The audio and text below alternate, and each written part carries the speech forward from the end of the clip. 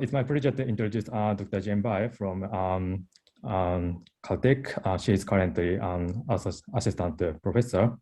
So she got her PhD in 2018 at the Stanford University. And then she spent some time at the Caltech and Harvard as a postdoctoral researcher. And then very recently, she returned to Caltech. So her expertise is, I believe, computational study of near-world turbulence, which also involves many modeling and control techniques. And the title of the talk today is Tracking of Streaks in the Buffer Layer of Wall-Bounded Turbulence. Please go ahead. Thank you so much for the introduction.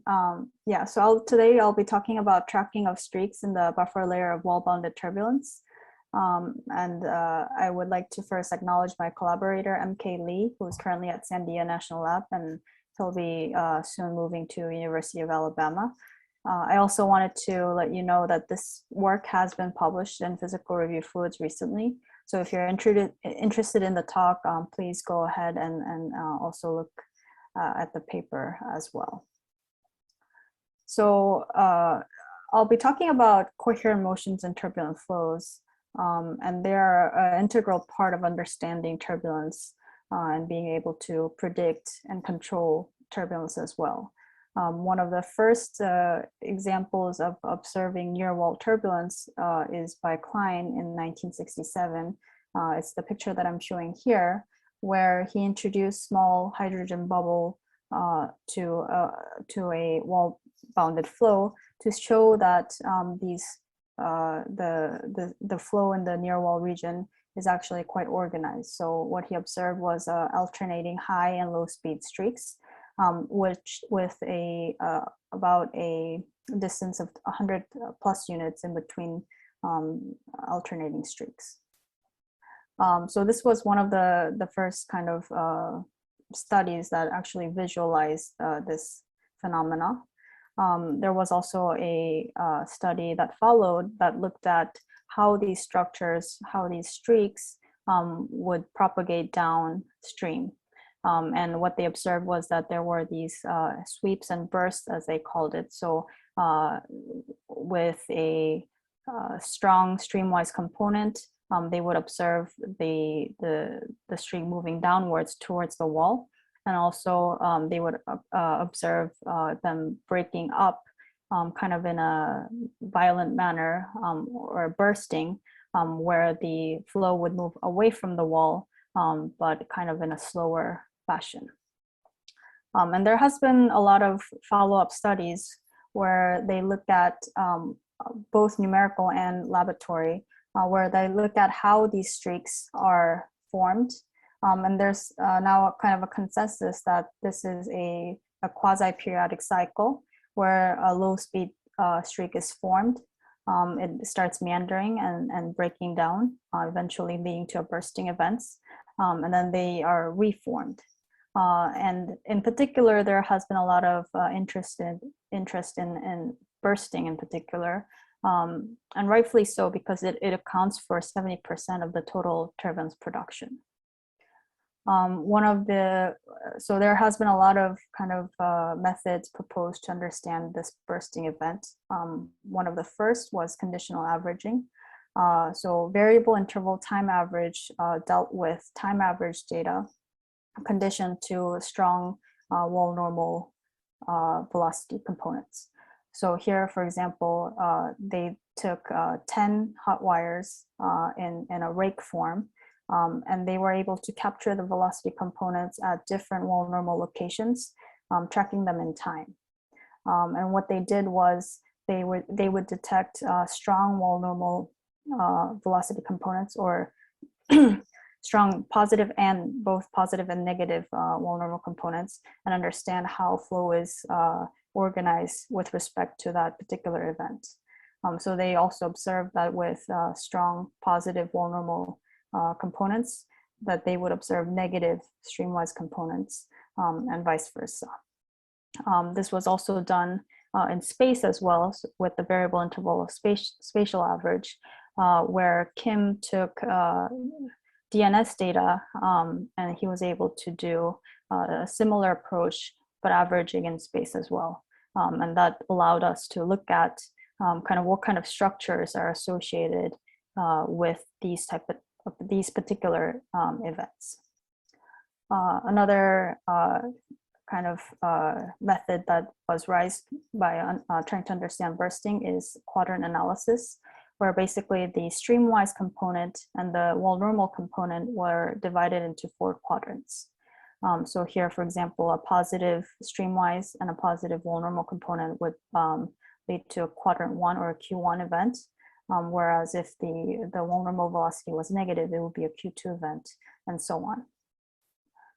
And as what other people have observed, the Q1 and Q2 and Q4 events tend to be very important. So when you look at Reynolds shear stress, the Q2 and Q4 events contribute significantly more to the Reynolds shear stress than the Q1 and Q3 events.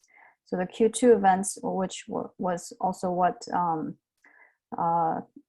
Klein observed in his hydrogen bubble studies as sort of bursting or ejection, and the Q4 events that were now known as sweeps became quite important in understanding these type of events.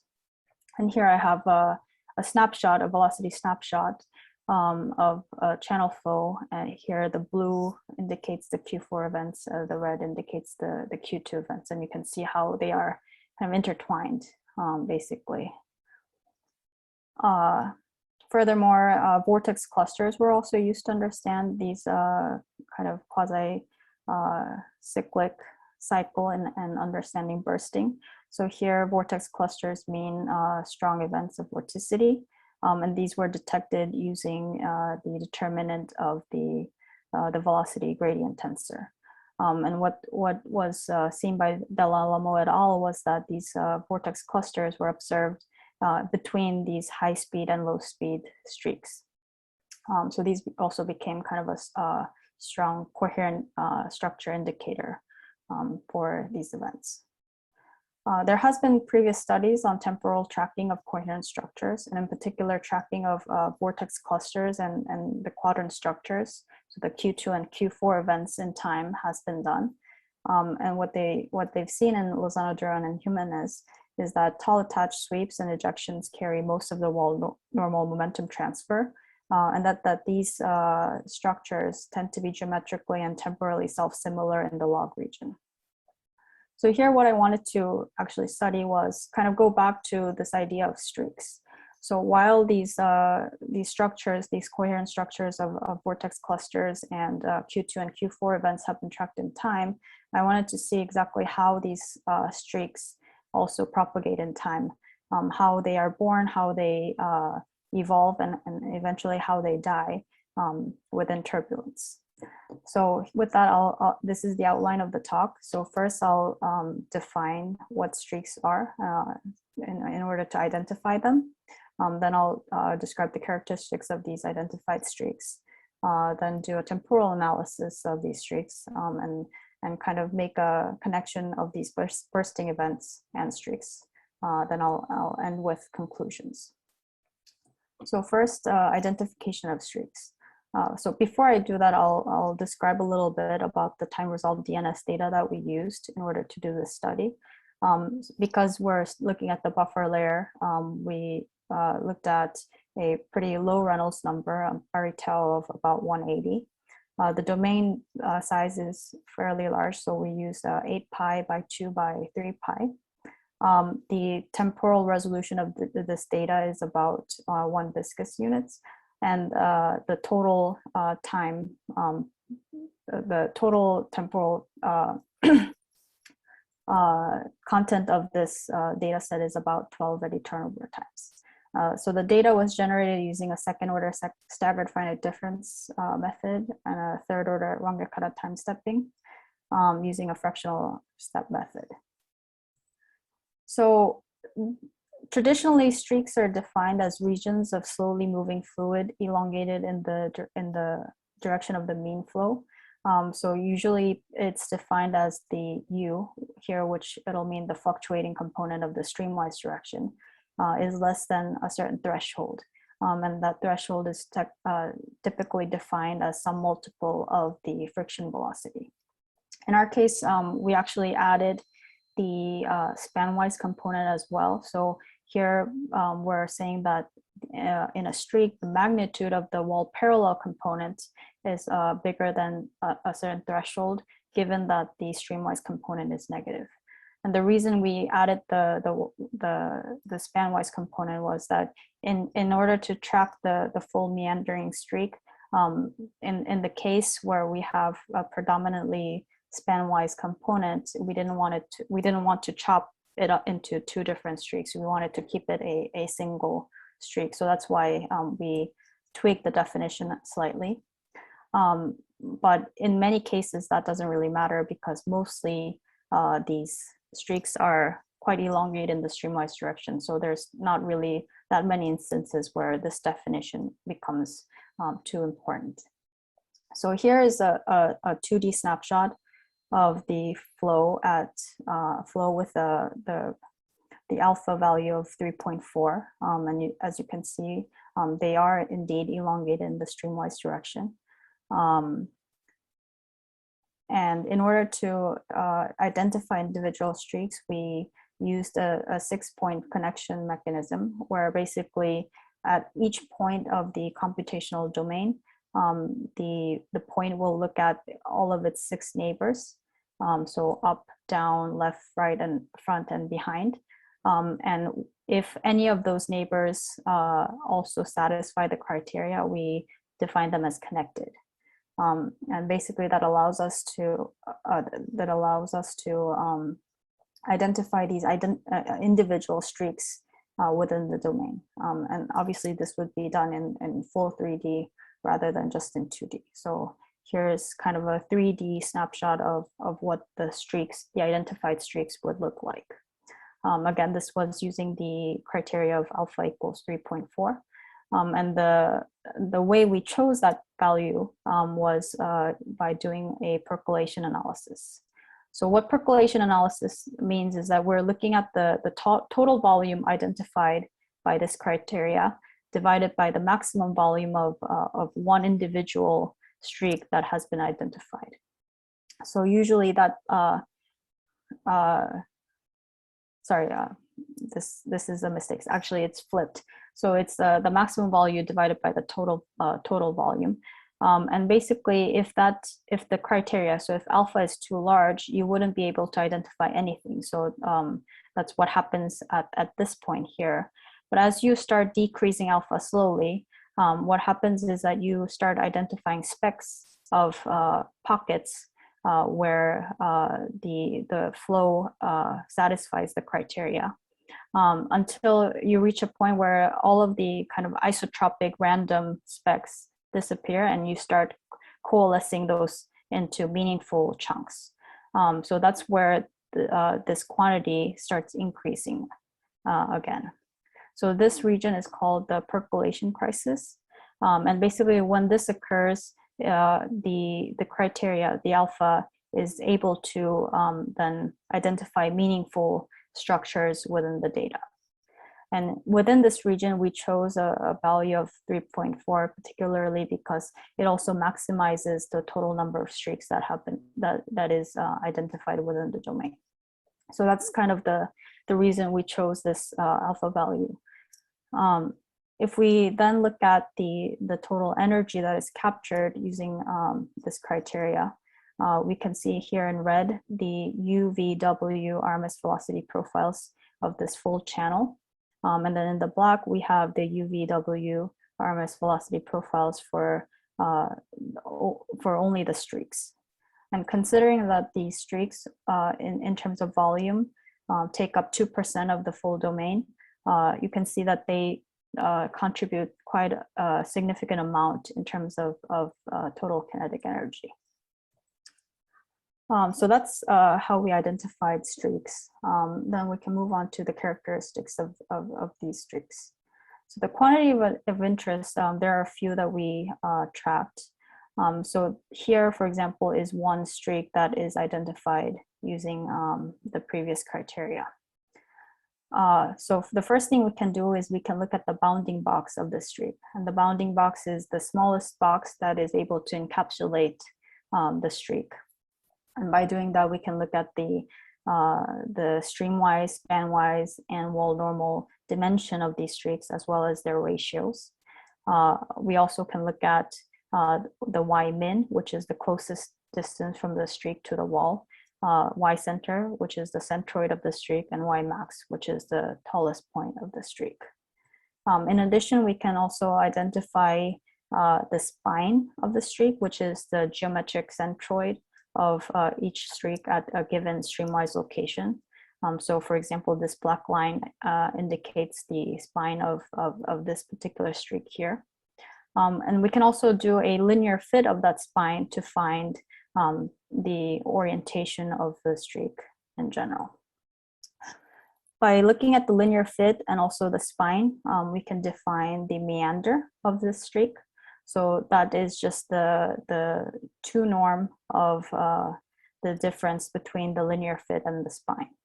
And this value was defined in particular so that if we rescale this streak in the all three dimensions, so if we, for example, elongate it in by a factor of 2 in the 3 dimensions, this meander would stay the same. Finally, using the linear fit, we can define the orientation of the streaks. So the elevation and the azimuth angle, and that tells us how the streak is oriented with respect to the domain. So first, here is the PDF of the wall normal heights. So in particular, the y min, the y center, and y max. So this is the lowest point of the streak, this is the center of the streak, and this is the highest point of the streak.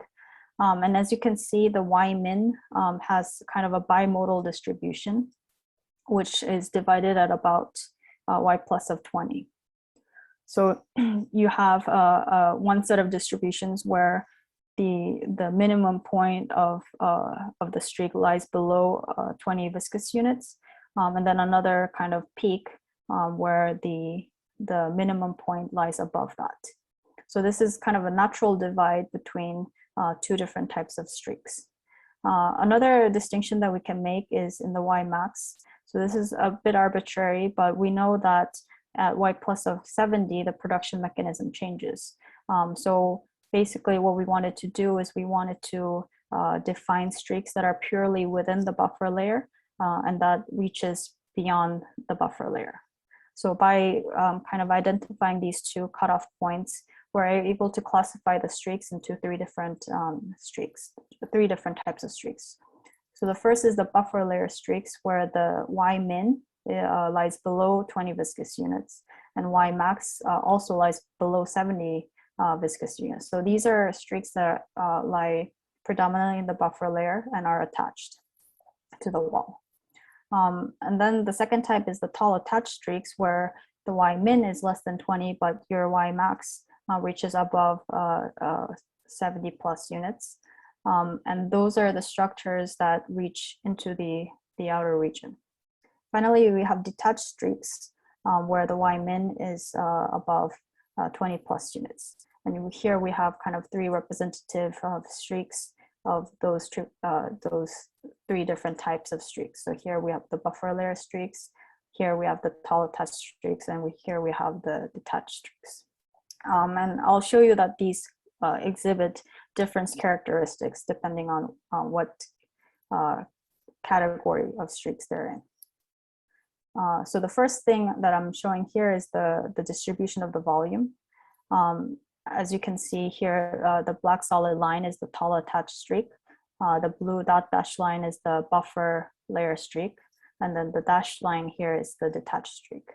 The volume of the tall attached streaks tend to be much, much larger than the other two, which is, I guess, expected since it covers a wide range of Y plus.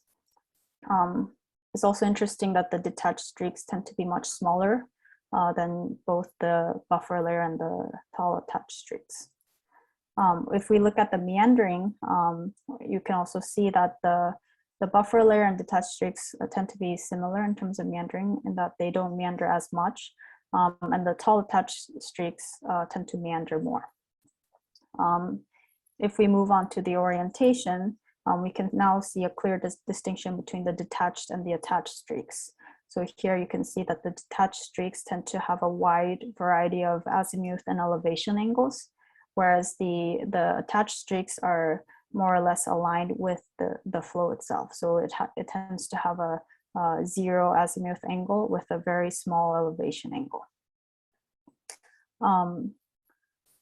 And finally, if we look at the bounding box, in particular the ratios of the dimensions of the bounding box, you can see that in all three cases, the span-wise and the wall normal ratio is about 1, which means that the ratio of the span-wise and the wall normal component of the bounding box is about the same. Whereas if we look at the stream-wise to wall normal ratio, you can see that the detached tends to be much shorter. So this dashed line, this dotted line indicates a ratio of 2. So it's not quite isotropic, but it's very close to that. Whereas the buffer layer and the tall attached streaks tend to be much more elongated with the median of about 7 in terms of the delta X to delta Y ratio. So just to summarize this portion, basically streaks can be categorized as buffer layer streaks, which are attached streaks that are contained within the buffer layer. So these tend to be smaller in size, doesn't meander as much, and is oriented with the flow. There's also the tall attached streaks that are wall attached streaks that reach into the outer region. So these tend to meander more and tend to be more larger. And then we have the detached streaks that are streaks detached from the wall. They tend to be more isotropic, smaller in size, and they are oriented kind of not so much with the mean flow. So those are the three different streak categories. So then I'll move on to the temporal analysis of the streaks. So here I have a video of basically the same criteria with moving with time.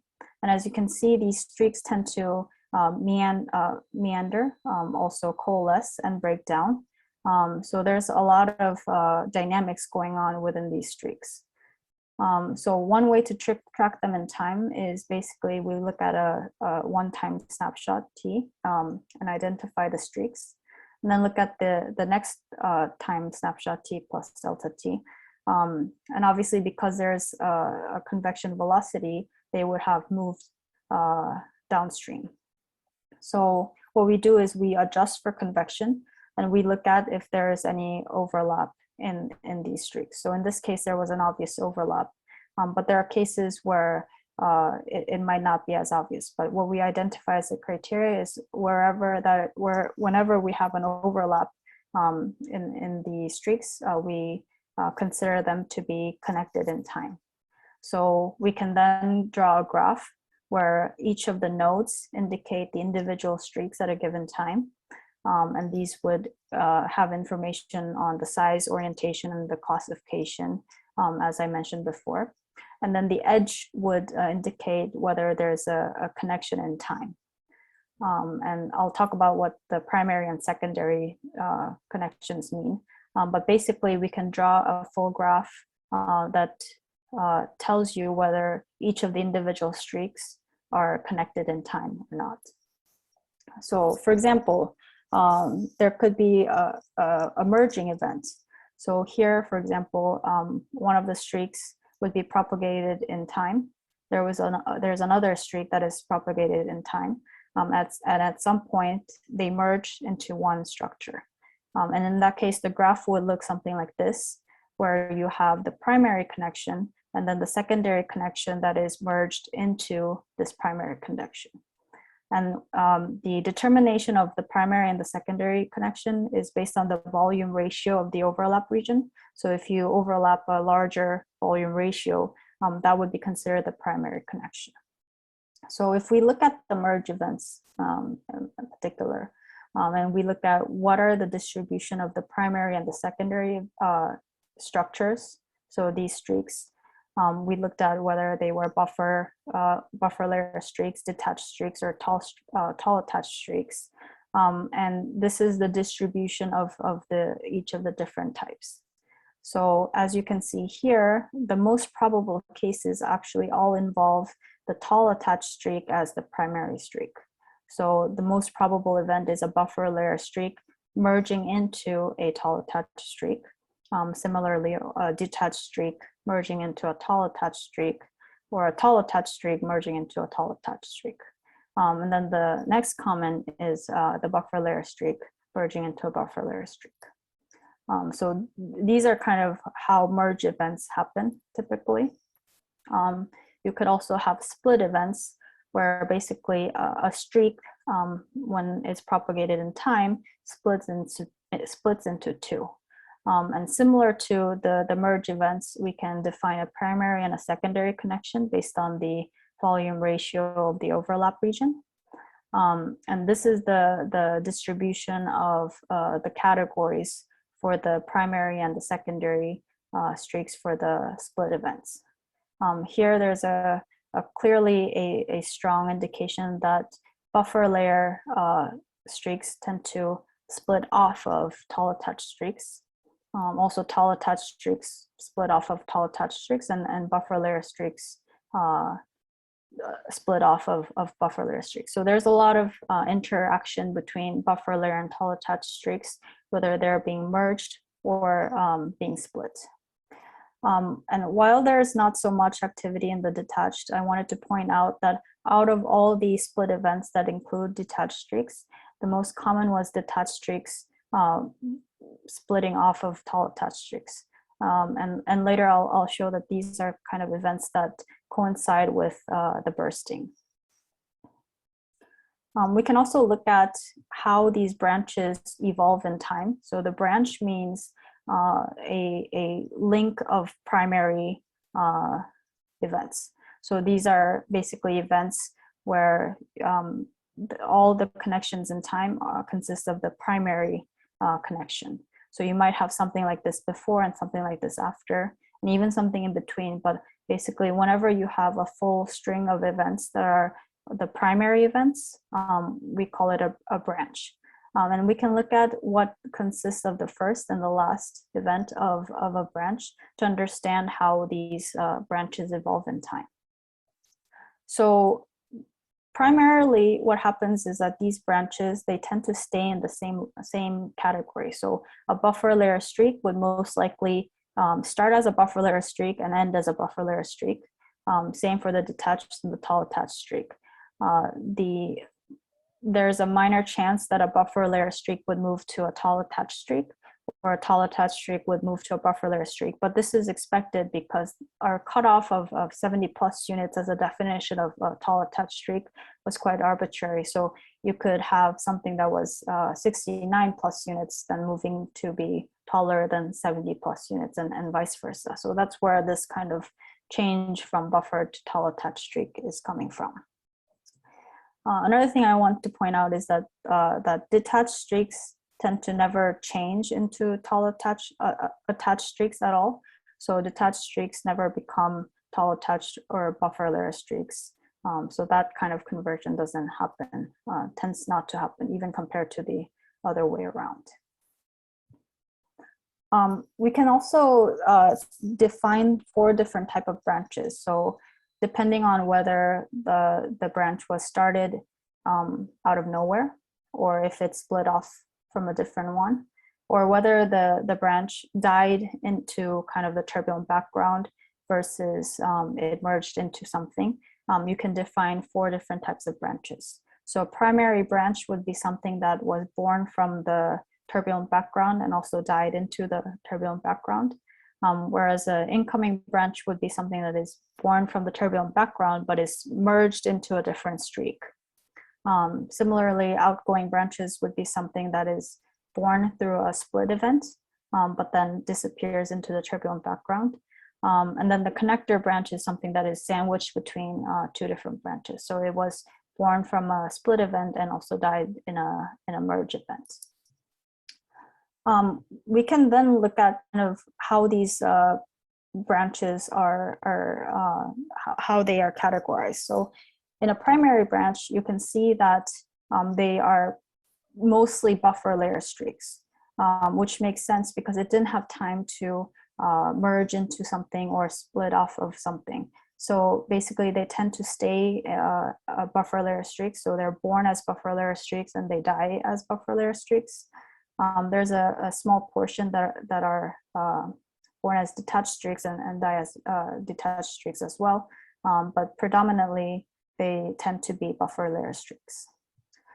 Incoming branches, on the other hand, in the beginning are buffer layer streaks. So this is consistent with the primary branch in that most of them are consistent of buffer layer streaks.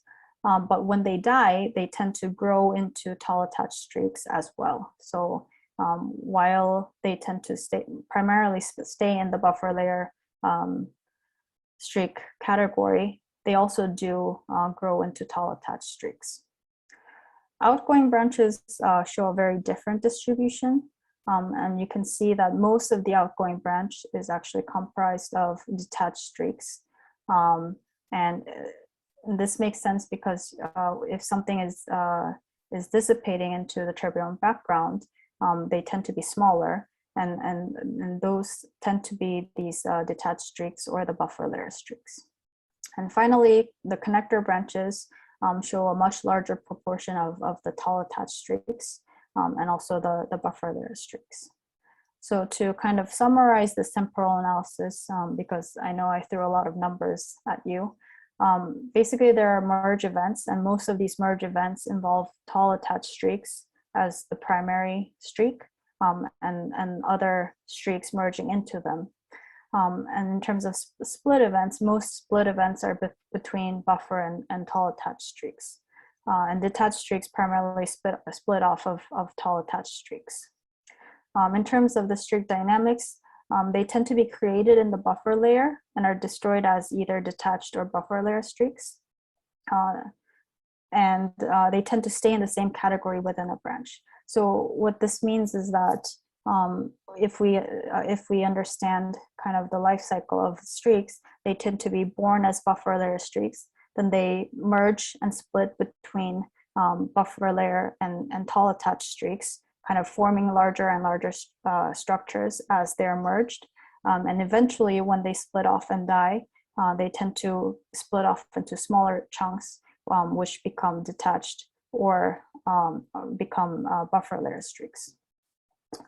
So finally, to kind of connect the bursting event with the streaks, we looked at kind of how these streaks evolve in time in terms of the wall normal velocity.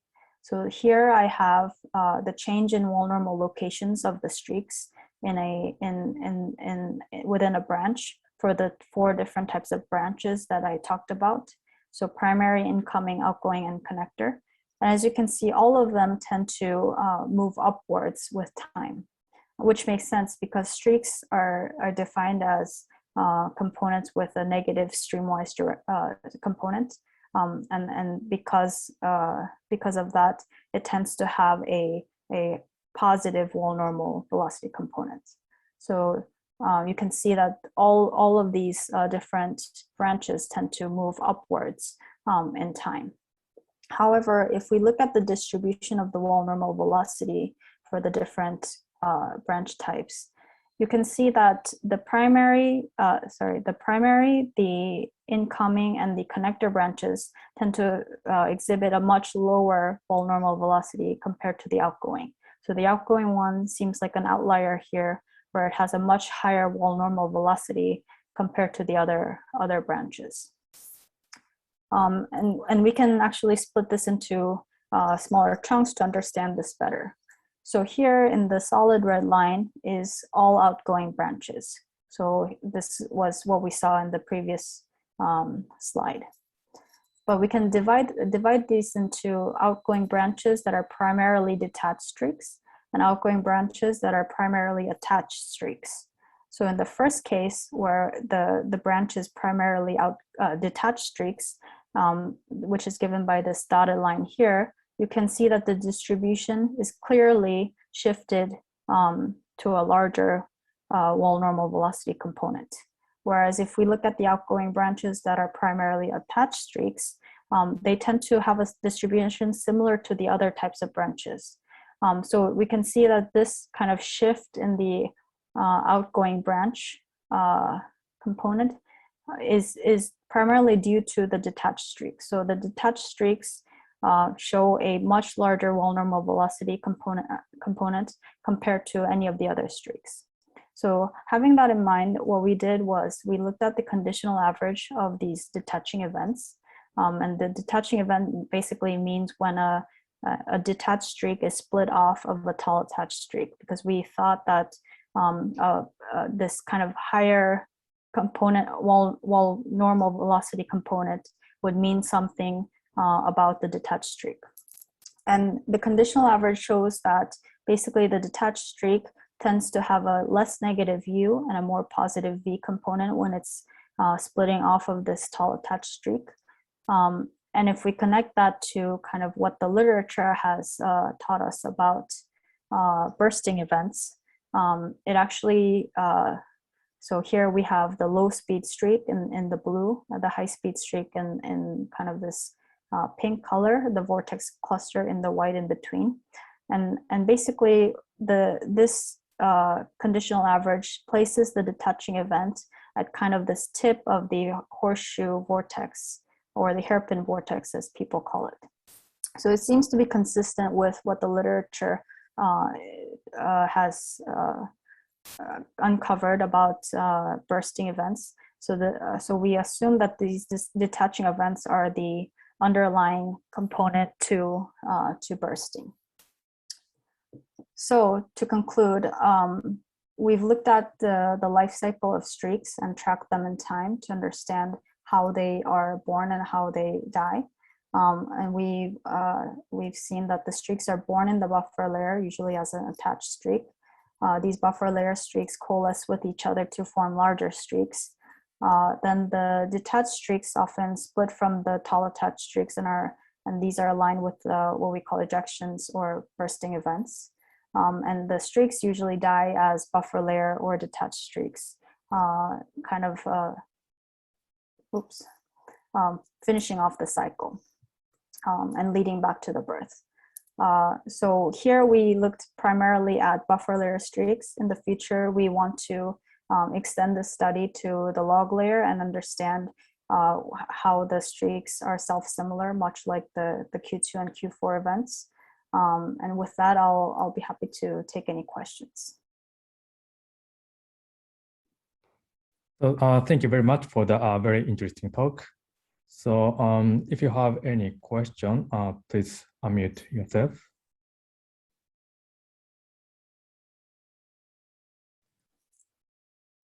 I had a question. Mm-hmm. Sure. A couple questions actually. On slide 25, you showed the condition of the RMSs relative to the streak, and then the relative to the overall. Right. Did you check? It looks like those might be self-similar. Did you check to do the ratios, say, of V to U and W to U for the full case, and then do it for the streak as well? Sorry. Ratios look preserved.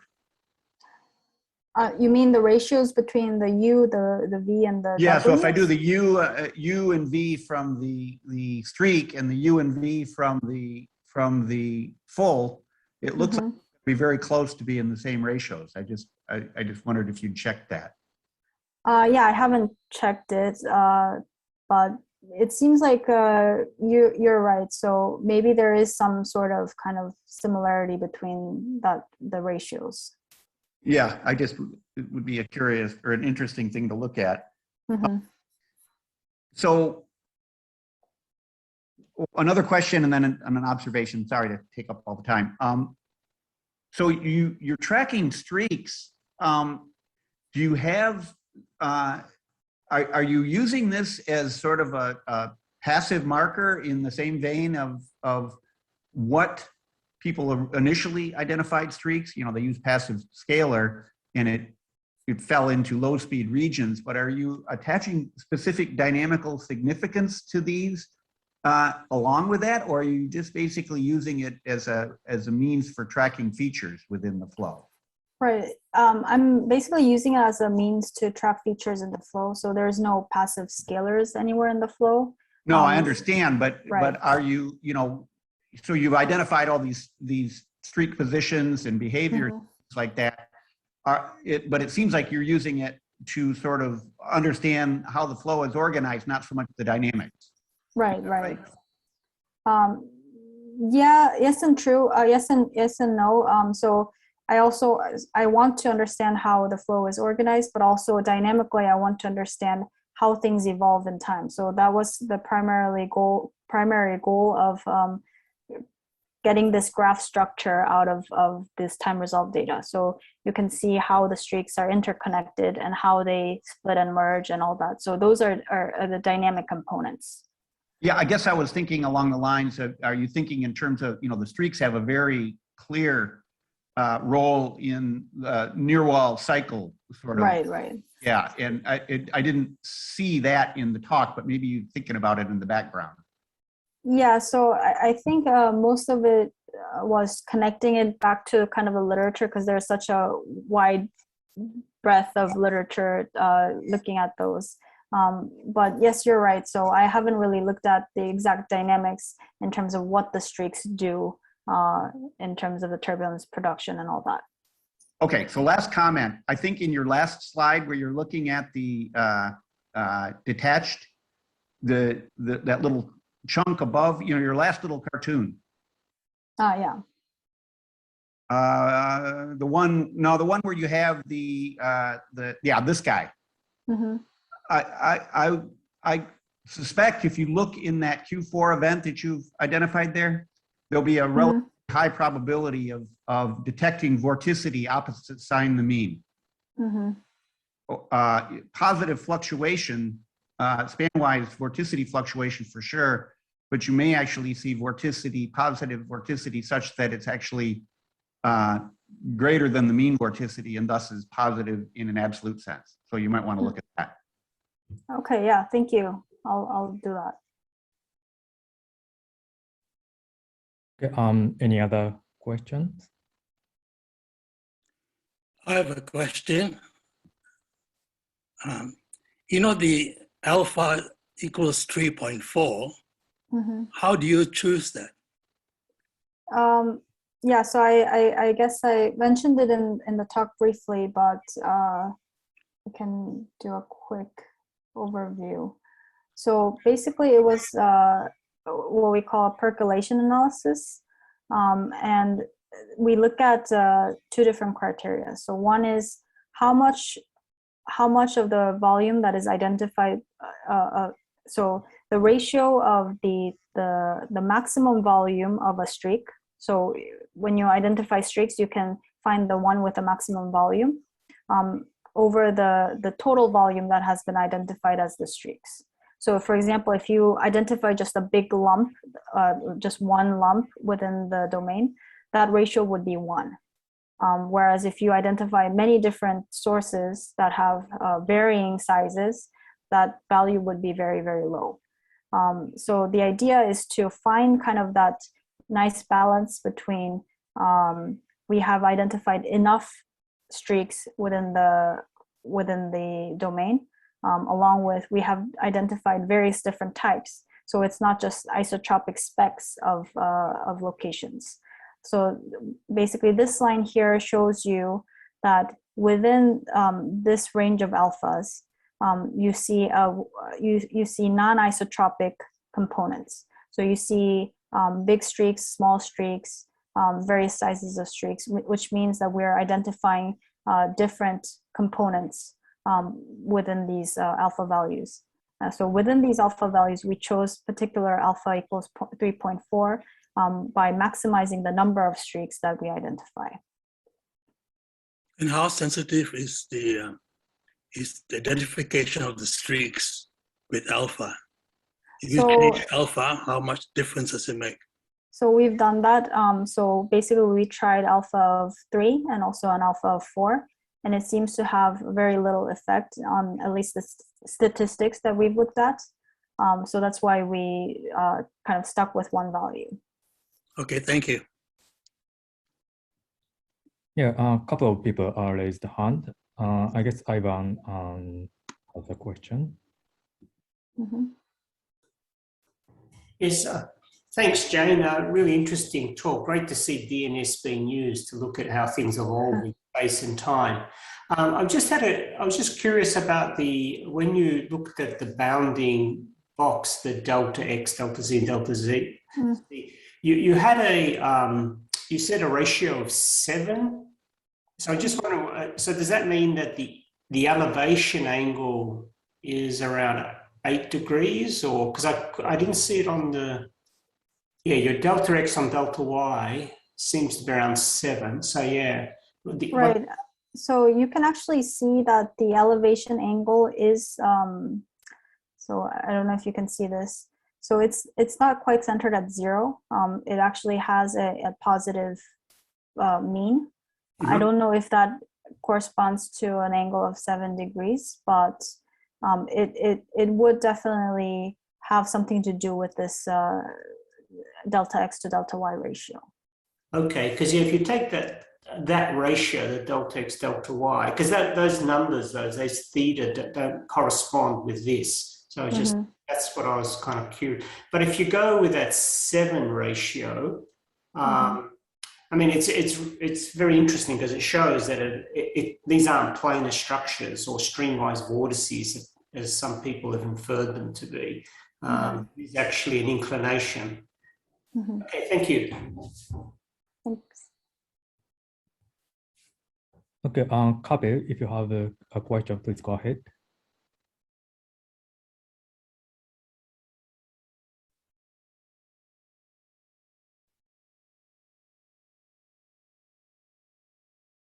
Kapil, we can't hear you.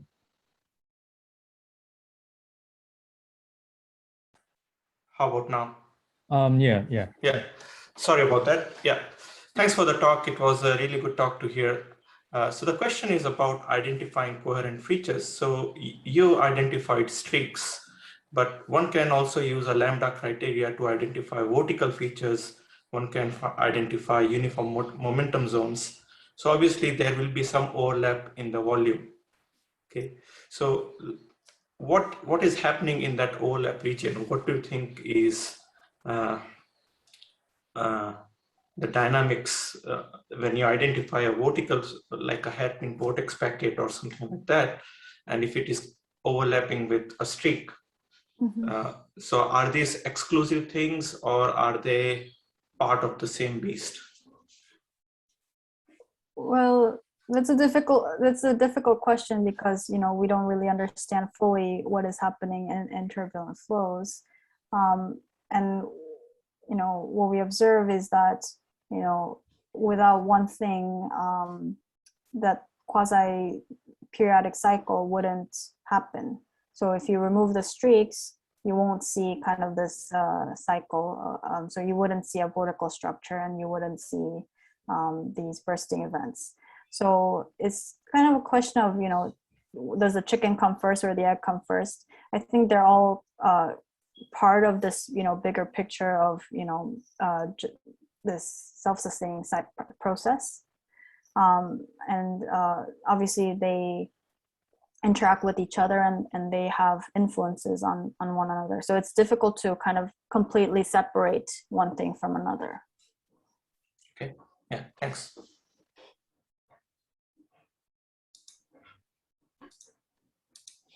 Yeah, I have one question.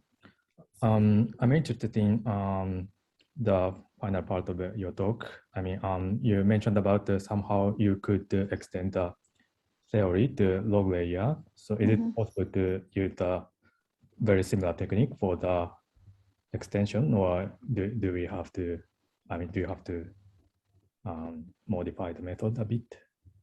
Yeah, so I guess the issue with log layer, and in particular with increasing Reynolds number, is that if you use just the velocity fields themselves, you have a lot of small scale fluctuations that might interfere. So one thing that we might have to do is actually filter the velocity field so that we remove the small scale perturbations to be able to identify these actual log layer streaks. So that's one definitely difference in technique that we foresee.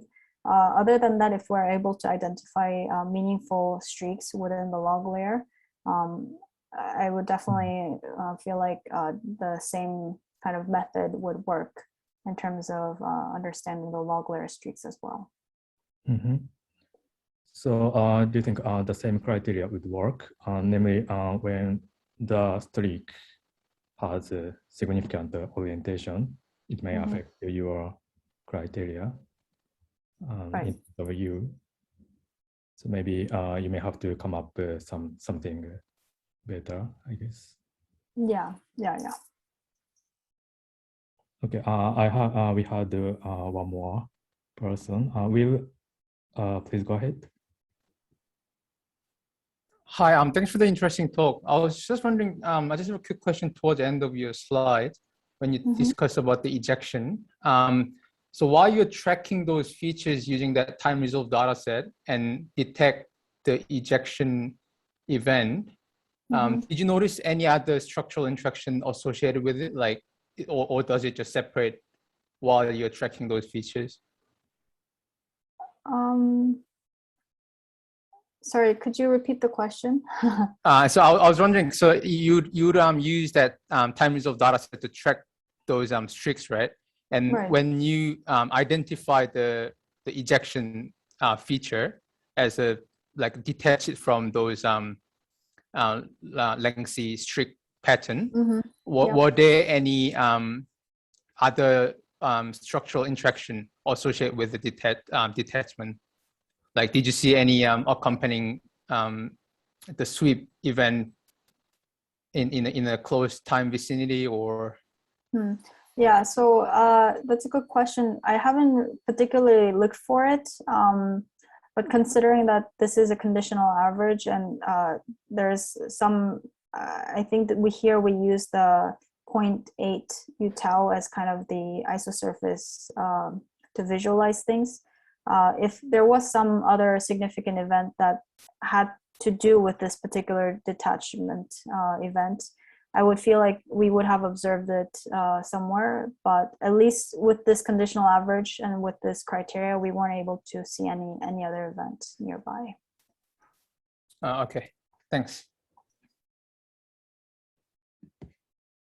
Any other question?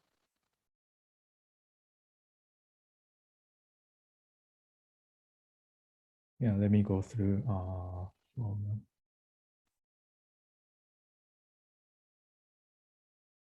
Okay, if not, let's thank for the speaker again for a very interesting talk.